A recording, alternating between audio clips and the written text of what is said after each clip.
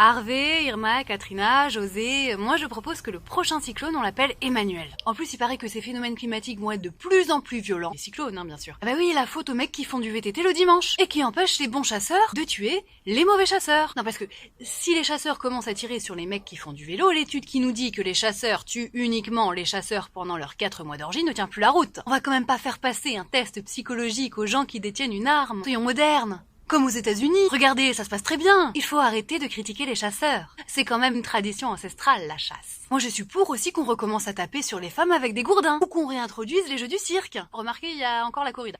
Ouf! Eh oh, il y a eu que 1200 accidents de chasse ces 10 dernières années. C'est pas grand chose si on compare ça au terrorisme. Et puis arrêtons de taper sur les chasseurs, les pauvres. De dire que cette licence de chasse au rabais est uniquement dictée par une impulsion politique.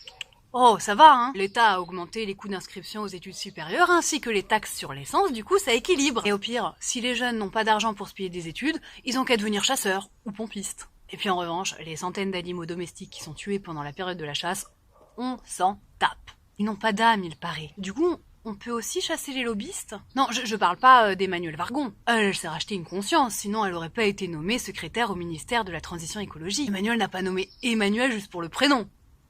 Hein? Il paraîtrait qu'il a hésité longuement entre Emmanuelle Wargon et Franck Garnier, le PDG de Bayer. Mais il s'est dit que c'était trop tôt. Les Français ne sont pas prêts. Alors, il a opté pour une transition douce, Emmanuelle Wargon. Bah oui, le ministère de la Transition écologique. Mais il a pas dit dans quel sens la transition. Les gens sont surpris, mais c'est peut-être juste le ministère de la Transition écologique vers l'apocalypse. Mais où est le colonel Kurt?